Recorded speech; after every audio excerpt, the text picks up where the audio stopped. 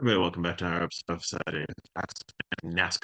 I'm here with and we have Sonoma this week. We don't have practice or well, sorry, we had practice. We don't have qualifying, so this is a speculation video. Sorry about that.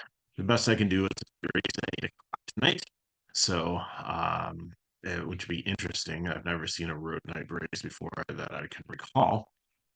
So we just had a road course race last week, and so it gives us kind of an indication, and we do have practice to go by. So I'll throw out as much as I can to help you try to build your lineups, but we'll have to look and see um, when things are official. How we're going to build. You really want finishing position because it's really hard to pass at these road courses. And there are some places where the more skilled people can do that, and you can use pit strategy and stuff like that to get track position and place differential a little bit too. But I think I'm going to be building more with people towards the front because that's pretty much like what dominated last week. And there's really no dominators here because the laps are so long that there's very few of them that even like last year they cut out stage breaks in between them because it was just ridiculous. But they added them back this year because they realized it wasn't working. So that's what we got for you. So last week, Shane Van Ginsberg won the race, and he was fastest in practice. He looked just a lead out there. He had his coming out party at Chicago last year on a road course, a true street road course, and won that one. And looks good here, has the skills and everything, and should be pretty solid here. So I think you got to consider him the prime play to lock in there. Parker Kligerman looked really good in practice, 8th last week. He's been good on road courses. And again, if you're new to these videos, the color coding here, the ones that are baby blue are regular drivers that are pretty prolific on road courses. Doesn't mean that they're elite, but they're better than the average driver. And then the brown ones we consider ringers. Doesn't mean that they're like super good at it. Some of them are older guys that just love to run road courses, but they more specialize in that. So as I could break down, I'll tell you my degree of confidence in them.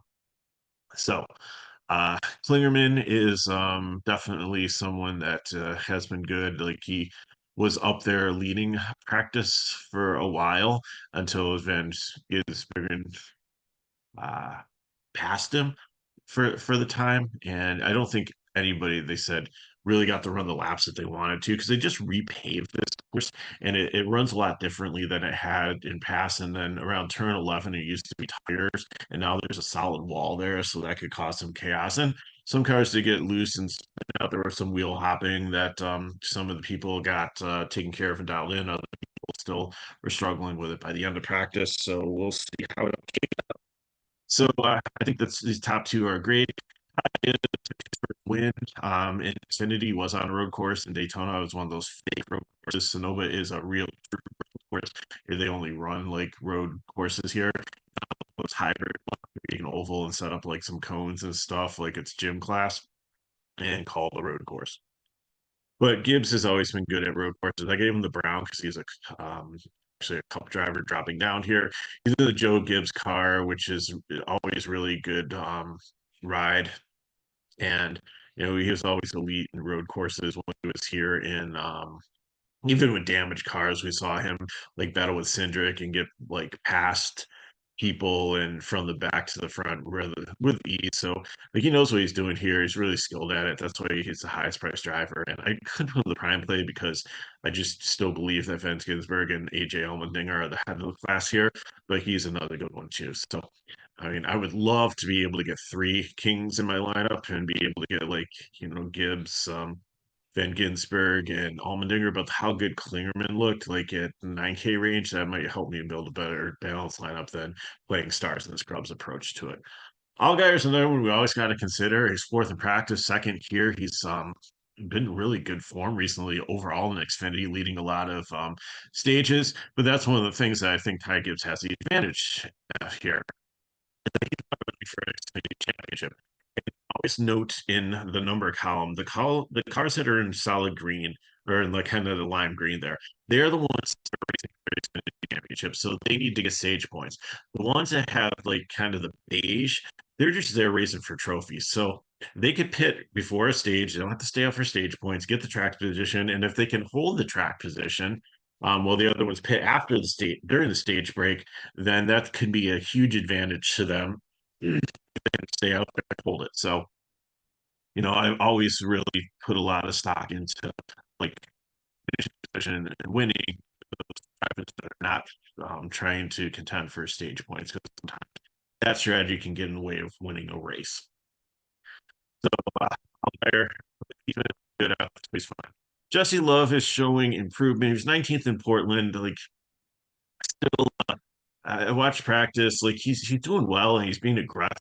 I just that at times and lead to trouble. So he's going to be a GPP for me. Austin Hill, normally decent at road courses, not elite, but somewhere between just being proficient but not as good as elite. Like he's very, very good. We'll call him that. There's some issues with the car. I don't know if it's like damage or if it's like whatever, but he doesn't look great. Overall, like practice time at like six, but towards the end, I mean, it looked like there were issues and stuff. So I just want to make sure that it is an impound race. I believe after practice, I don't think the cars until like after qualifying, or maybe they qualify and then they impound them, or how it's gonna work. But I don't feel 100% confident that they got everything figured out in this car. So that's why it's going to be GPP. Allmendinger, like I said, he has been Ginsberg came on the scene.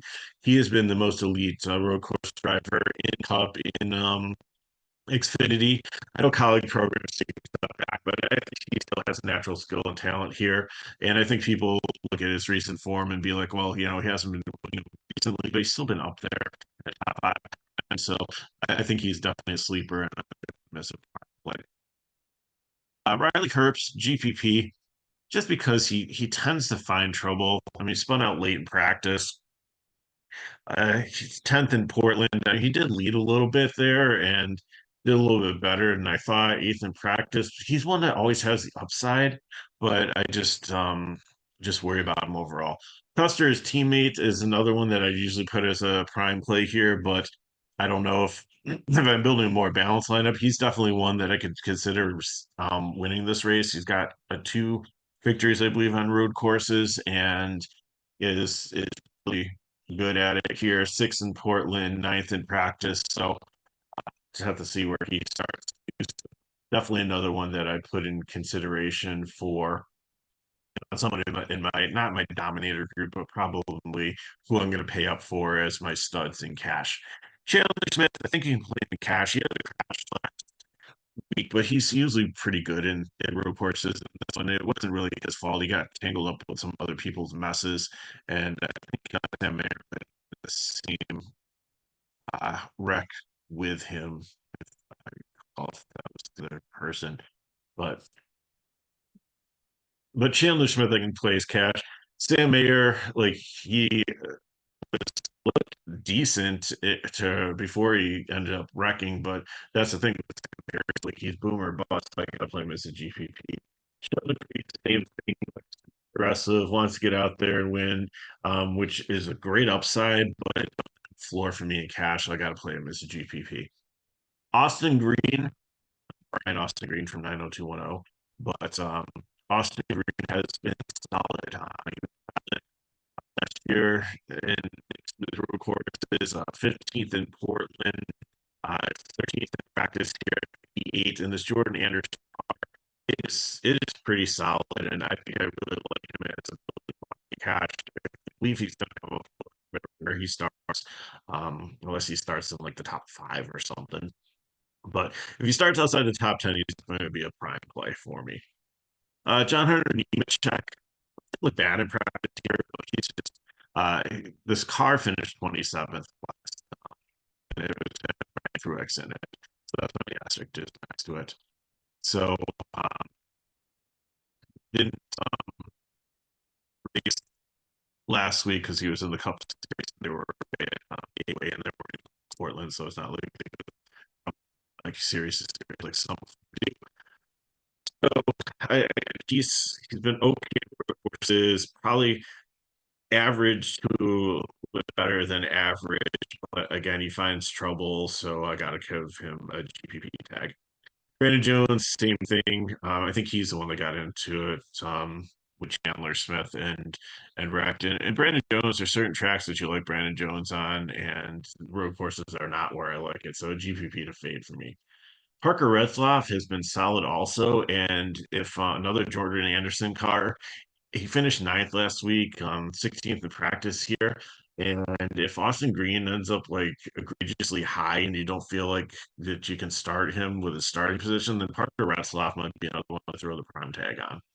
Like, he's only $200 more. Ryan Sieg has been solid also, especially if he doesn't qualify well, which he doesn't sometimes on road courses, but he usually has solid days, so I think you can give him a cash. Haley Deegan, a lot of people played for place differential, and they got like nothing. I think she started 36 and ended up with like 33, and it was only through attrition. And I think that she's just purely an attrition play. I know that she was 18th, but practice the cars are spread out and everybody's out there. It's not competitive. I do believe she can on the track and see any incidents with her, but I think what you need to do with the Deegan is just it's a fade or a GPP attrition punt play, but you really can't play her as a cash play at all. Sammy Smith is strong cash play, third last week. Didn't look at Portland, didn't look great. I know they're making some adjustments on the car. I think he was one of the ones that had a little bit of wheel hop. So hopefully they got that figured out. I think you can play him in cash with going more balanced lineup, but he's kind of priced in no man's land at 85. Because either if you're trying to get like 3K guys in, then you're or even like some of the high 9K guys, you're not gonna be able to get into this price range. But if you want to go a little bit more balanced, then definitely works out, especially if he qualifies really something like that. Preston Pardis, like he was in a really good ride last week, but now he goes back to his own team, which and he finished 38th and that car broke. So just at GPP, like he's been good at road courses. He's not like AJ Allmendinger, Ty Gibbs, Steven Van Ginsberg good, but good enough. But I just worry with this like family owned like single car team that doesn't race all the time that they just don't have the tech and everything to be able to make it through a whole race. So I kind of worry about that. So GPP for me.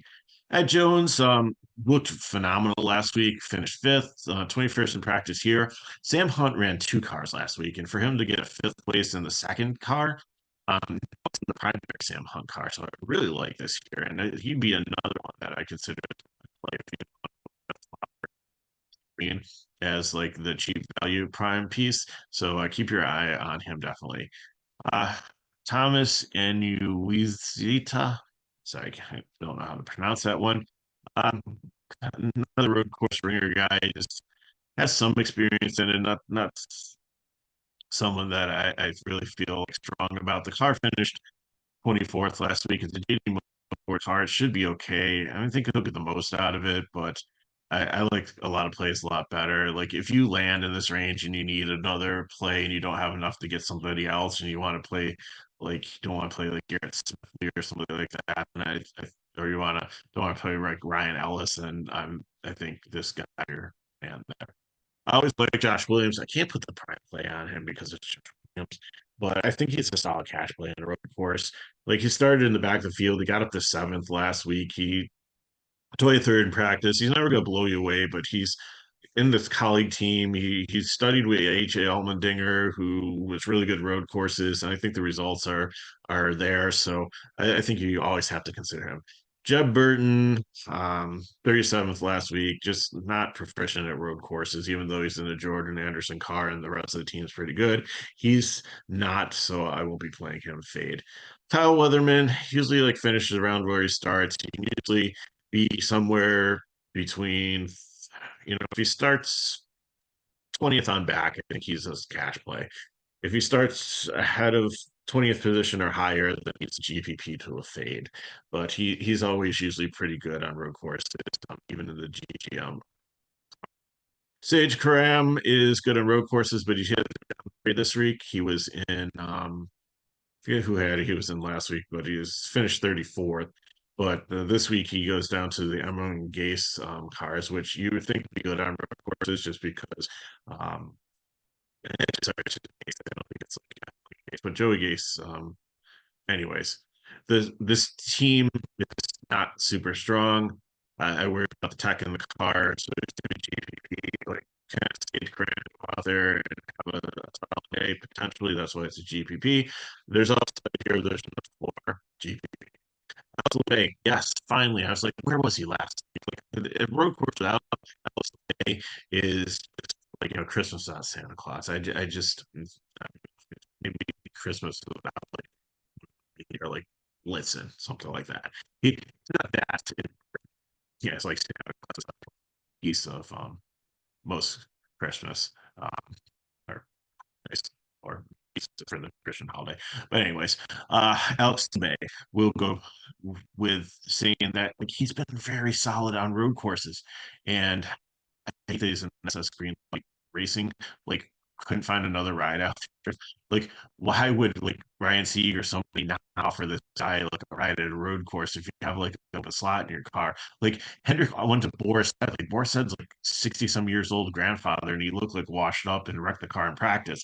Like, why are they not like contacting Alex LeBay, who's like always been solid on road courses and almost like an Xfinity regular for many years? Like, I don't get it.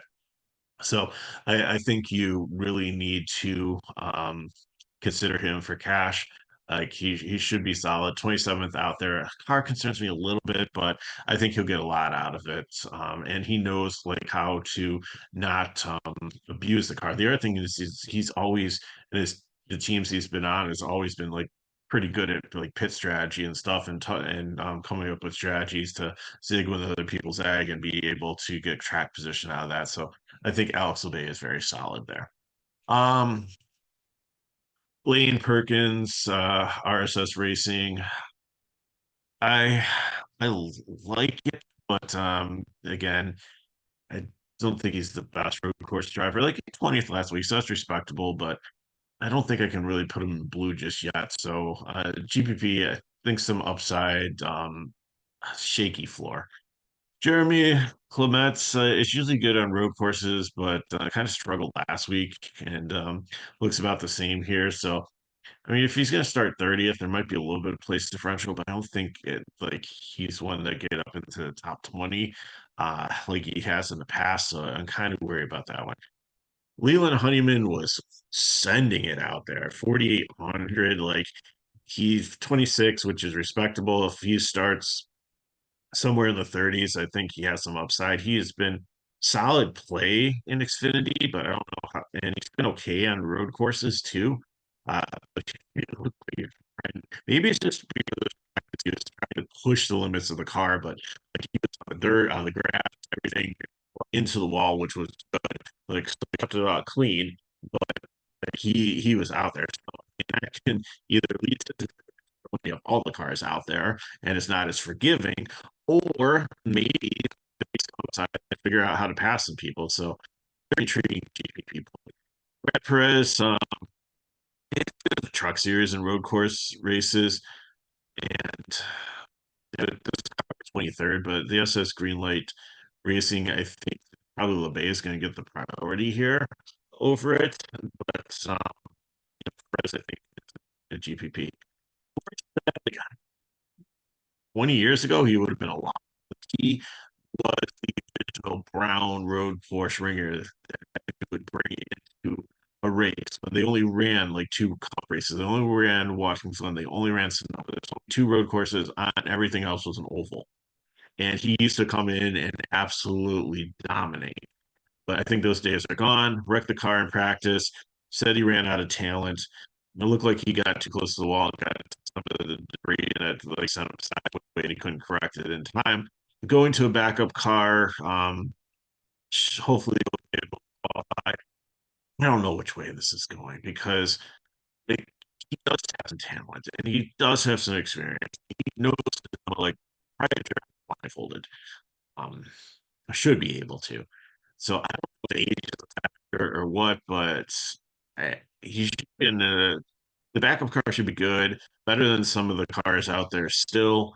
He should have an elite team behind him and everything. It's just like is he dust or was just a hiccup and he's going to go out there and be like, I'm sorry, Mr. H, go out there and have a really good showing for you to make up for the car I tore up. So we'll see what happens there. GPP for me. Matt Benedetto's a fade. Like, it just doesn't look good on road courses. He's never good in cup and road courses. Cool, like 16th place finish last week was good, but and Alpha Prime cars are good, but I just can't. All these next guys in the same price range here with Poole, Smithley, Sieg, and Ellis. I think it's whoever you just want to plug in. I would just probably put in whoever qualifies the lowest out of them. It looks like they all have top 20 upside based on their finishes last week and being able to survive attrition and everything. Ryan Ellis, I probably wouldn't. I have a fade on him there. So I think I'd keep it to Poole, Smithley, and see. Ellis spun out towards the end of practice and said just like there was no rear grip in the car at all. That they just couldn't find it, figure it out. He kissed the wall with his backside, but other than that, I think he'll be fine. Um, Alfredo's a fade, just 38th in practice here, 32nd last week, not that good. And Josh Bilicki, he drove the 19 last week for Joe Gibbs, and he finished 12th. And he was in the top five until he got spun out. So he had an amazing run, probably the best run in road course in his career. And he teaches people how to drive in road courses. So he is a very intriguing play here, but now he's in the GGM car, so it's a complete downgrade for the car. The car broke a track bar or something in the back, and like it didn't wreck, but it just like died on the track with whether mechanical malfunction they had with it. So they got to get that fixed. He's not in the car he was last week, so he's good. And maybe if he doesn't even get the chance to qualify and gets in, he's going to have a ton of place differential baked in there, especially if he's starting like 38th or 39th. And he could definitely move up through the field. He's got the talent to do that. Will the car hold up is the question. Can he get far enough up for other people to wreck out before he breaks down and wrecks out is the question I think you have. So I can consider him. 63 is not a bad price tag for him, even in your cash builds. But let's see what qualifying brings today, and we'll go with that. So that's kind of what I have for you. Again, sorry, it's a speculation video, and I don't have any real things, but I think the primes are pretty solid, and I gave you some pivots off of green if you don't like that. And I think it's Van Gogh, Allmendinger, Gibbs can go in there, Custer can go in there, Klingerman can go in there, Allgaier can go in there. I think that is the group that I'm going to focus on having probably 2 to 3 out of those. Shane Van Gisberg, Mark Klingerman, Ty Gibbs, Justin Allgaier, AJ Allmendinger, or Cole Custer. So we'll see how they qualify, and then I'm going to. That's my main player pool group, and then I'm going to fill in with the value guys that I can. And like I said, I really like Chandler Smith if you can get to him at the 82, but like Retzloff, Ryan, Ed Jones, Josh Williams, Weatherman, and those are going to be so. Just if you take all those ones and mix them all up, I mean, they should have enough floor for you and everything to build a nice cash lineup. So, if you have any questions, drop below. Hit me with McGregor31 on Twitter slash text. If you have any if you want more information off that, FSi DFS. If you want the actual sheet, I think it's like $5 a week, kind of $6 to play for the whole day today. So, that covers for you the VIP package. And if these videos help, like, subscribe to the channel and share with friends. We are climbing up quickly to 5K. We're almost at 4,950. So just do your part. If you haven't subscribed yet, please do, and just help us reach this milestone of 5K. And then we'll have a huge celebration once we get there. So thank you so much for watching. Good luck in your contest. Hope you have an amazing weekend. I'll be back for the cup race tonight with the actual lineup, and I'll see you next time.